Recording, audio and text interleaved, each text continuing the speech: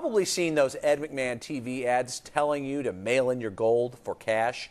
In these tough times, it might seem like a smart idea, but CBS 2 investigator Pam Zeckman found you may be in for a big surprise when you try cashing in your gold. Here's money with gold at an all-time high. Now's the time to send your unwanted gold for cash. But how much will you actually make from Cash4Gold? Jewelry that's sent into its processing center in Florida is sorted and analyzed to determine its purity and weight. And then, says company CEO Jeff Aronson, assess a value. The company says you can get maximum dollars for your scrap. We melting gold, baby. Because you're not dealing with a middleman, but directly with a refinery. Nora Davis checked out her jewelry and sent in some scrap pieces to Cash4Gold. She got back about $18 for her gold jewelry. I was devastated. And angry. Angry enough to call them and want to go through the phone and tell them, this got to be wrong. Cash4Gold says that if you return their check within 12 days, they'll return your jewelry. Davis said she did that, but Cash4Gold said she was too late.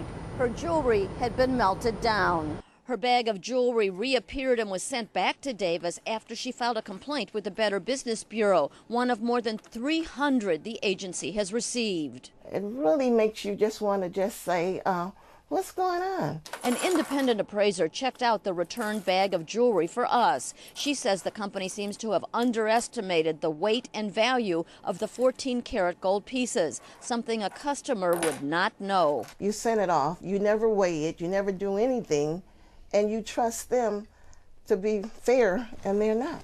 Consider this. Cash4Gold sent Nora $18.39 for her gold and gold-filled jewelry. An expert appraiser says the day the check was written, it would have been worth about $148.42. Davis got just 12% of that. I think they're scamming people out of their money. In these economic times, people should be able to do better because they really need the money. We wondered if Davis's case was an exception, so we asked Harders to test and weigh some 14 and 18-karat gold pieces for us and sent them in to Cash4Gold. We got back a check for $104. Compare that to the $561 the gold was worth that day. We got 19.8% of the value. Which is outrageous to me. The company owner says customers get 20 to 80%, depending on the amount of gold sent in. And he says they're told Cash4Gold may not be their best price option. Nora Davis, he says, actually received 19%, according to their assessment of her jewelry.